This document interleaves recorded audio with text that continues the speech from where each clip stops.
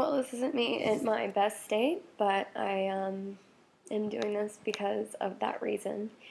I want to make sure that everybody is very aware of the very serious and immediate dangers of parvo. I adopted a dog.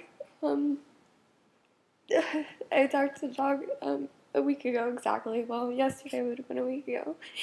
And they told me he had a cold when I picked him up, and I brought him back to the house, and he seemed fine. I quit giving him his medication for his cold because he seemed fine, but I did notice he was very tired.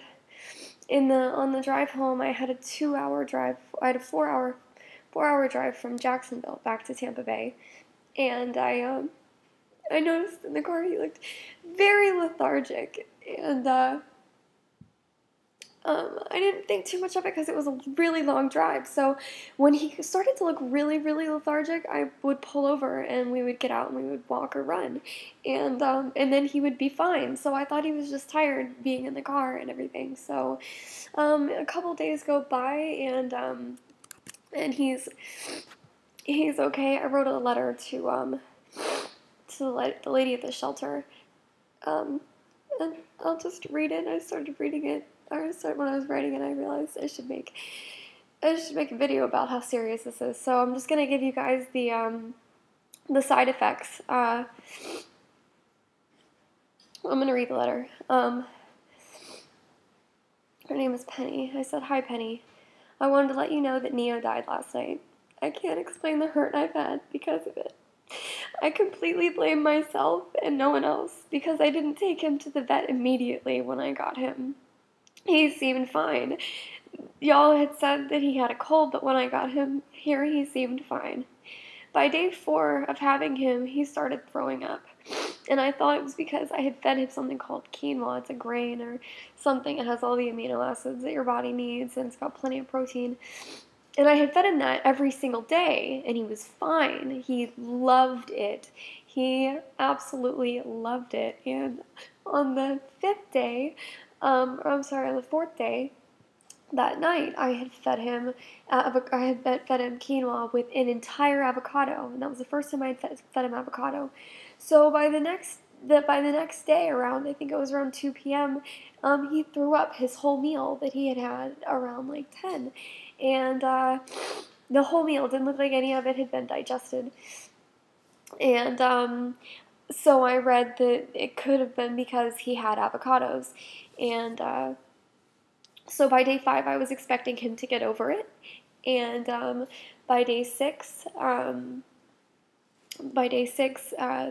was the beginning of the 3rd day of him not eating, and by then I knew there was something really wrong, because if it had just been, something he ate, he would have gotten it all out. He had thrown everything up and he had shit everything out. It would have been gone. So the morning of day 6 of having him, it was the beginning of the 3rd day of him not eating, and I took him to the vet at 8 a.m. She didn't get there until 9. I found out it was parvo, and by 11 o'clock that night, he had passed away. He passed away in my car on the way back from Orlando. I knew he needed water, and he just couldn't keep anything down. So, the biggest issue with this is it's extremely important to keep them hydrated, and if I could recommend something immediately, it would be one of 2 things.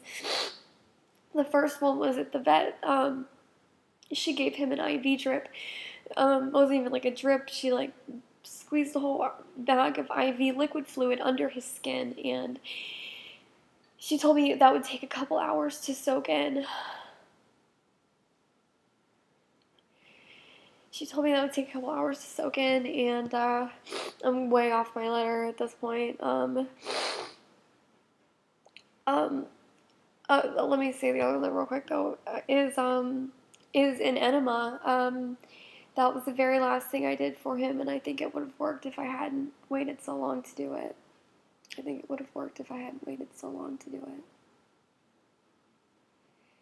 There were a lot of things I feel like I did really, really wrong. The first one was not taking him to the vet immediately.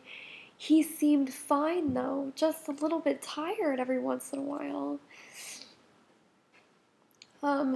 So I just wanted to make sure, this is the rest of my letter, I just wanted to make sure that y'all, the people at the shelter, are very aware of the symptoms of parvo, because I'm pretty sure he got it from the shelter, because he was super sleepy on the way back, kind of lethargic that he was at the house.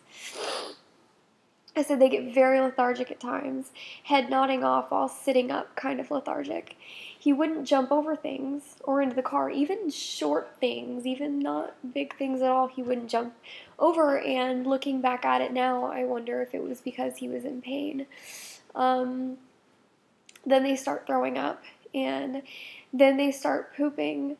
Normal still, but they're trying really hard to get something else out. At least he was, and then it turns into diarrhea a little bit later.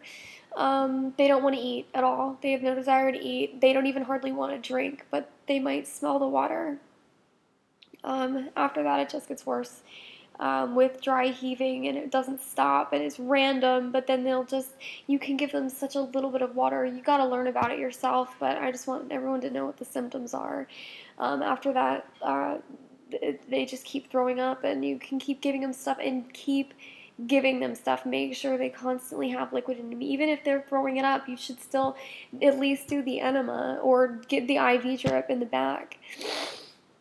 Oh, I wanted to make sure they were very aware of it, and I put a website that I found called puppyparvo.com and / prevention.htm. If you want to look it up. I went and got that product. I drove 2 hours away from my house to go get that product because I don't trust traditional medicine. So I drove all the way up there, and he's, at times he seemed like he was okay, and I didn't know how serious it was, and I kept giving him water. I had mixed some water and some coconut oil and some colloidal silver together, and I was feeding him that, and he was doing okay on that. And then I got up there, and I got this stuff, and it had all kinds of stuff that was all kind of natural herbs and stuff, and I didn't follow the directions precisely because the woman that sold it to me gave me different directions than the one that were on the box, and I have absolutely no idea why I didn't just follow the directions like to the T on the box. So I want you to be very aware of the symptoms of parvo, and if you notice any of them in your dog, go do something about it immediately.